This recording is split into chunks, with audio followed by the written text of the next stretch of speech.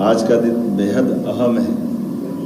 10वीं और 12वीं के परीक्षा परिणाम घोषित कर रहा हूँ। मैं अपनी ओर से सबको बधाई देना चाहूँगा और शुभकामना देना चाहूँगा। सबसे पहले मैं बात उन विद्यार्थियों की करूँगा जो किसी भी कारण से इस परीक्षा परिणाम के घोषित करने से उनको कोई असफलता मिले या वो अगर रुकते हैं, तो मैं उनको ये हिम्मत दिलाता हूँ कि अभी आपके अवसर समाप्त तो नहीं हुए। अब से नई शिक्षा नीति 2020 के परिप्रेक्ष्य में, जैसे स्मिता जी ने बताया, आपको तुरंत ही दूसरी बार परीक्षा में बैठने का पुनः मौका मिल रहा है। और ये आपकी अब हो सकता है परीक्षा में कई बार ऐसी स्थिति बनती कि हमने सारे प्रयास किए, कभी कोई कारण से किसी कारण से भी असफल हो गए, तो कोई बात नहीं, दूसरी बार बैठ जाए।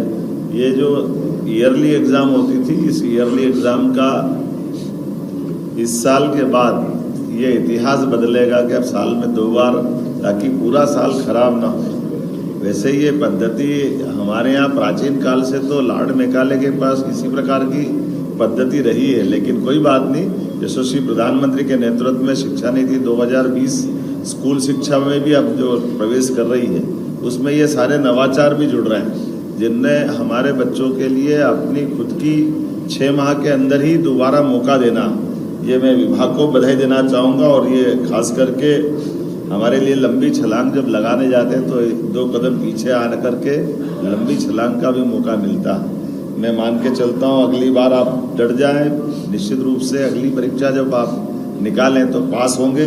मैं आप सबको शुभकामना देता हूँ और परिवार वालों को भी हिम्मत दिलाता हूँ कि वो अपने बच्चों के साथ खड़े रहें। परीक्षा कई कारण से उस दिन कोई शारीरिक तकलीफ हो जाए, कोई कारण बन जाए, इसका मतलब बच्चे में योग्यता नहीं, ऐसा नहीं। बच्चा सुयोग्य है और हमारी हिम्मत से बच्चों की ओर प्रतिभा निखरती है। तो मैं आप सबको भी और खास करके एक बार और अवसर लेकर के उन बच्चों के लिए भी जिनका उनके हिसाब से मार्किंग नहीं हो पाई या वो रिजल्ट में और इम्प्रूवमेंट चाहते थे, ऐसे बच्चों को भी दोबारा मौका मिलेगा।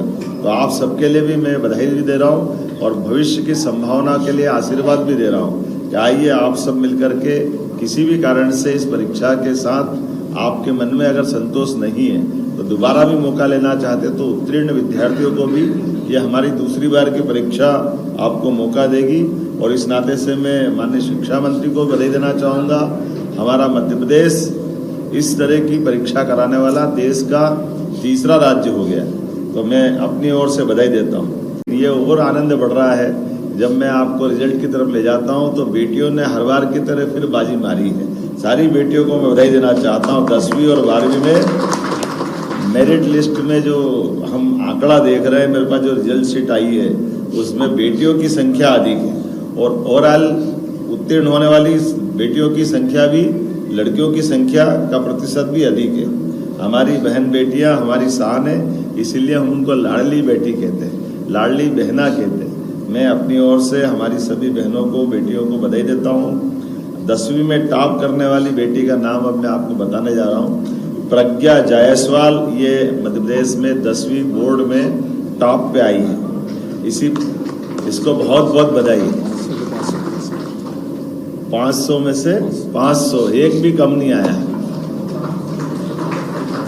मैं तो ये सोच के परेशान हूँ और मैं उस बच्ची से जरूर मिलना चाहूँगा, आखिर करा क्या, कितना अच्छा लिखा होगा उसने कि 100% हमारे बच्चियों का रिजल्ट। यहाँ मैं अपनी सभी बेटियों को बधाई दूंगा। दूसरी 12वीं से प्रज्ञा कहाँ से है अभी थोड़ी देर बाद मालूम पड़ जाएगी। सिंगरौली, एकदम दूरस्थ हमारा अंचल है। और ये प्रियल कहाँ की है? एक दूसरी बेटी सतना की है, प्रियल द्विवेदी, ये 12th में टॉप कर रही है, इसको भी बधाई दे रहा हूँ मैं। ये है सतना की 492 इसने नंबर लाए हैं, इसको बधाई देता हूँ। ये भगवान राम चित्रकूट है और चित्रकूट के जिले वाली सतना से आने वाली बेटी है, तो हम सब दोनों बेटियों को बधाई दे रहा हूँ। और इनके साथ साथ दोनों बेटियों ने कई बेटियों को भी और बेटों को भी ये प्रेरणा दी है, हमारा ये गौरव है। मैं इनको इस नाते से भी बधाई देता हूँ। कि खास करके आपने हमारे प्रदेश के अंदर अपनी स्थिति से न केवल खुद का स्थान बनाया है बल्कि हमारे इस बोर्ड को भी सम्मानित किया है।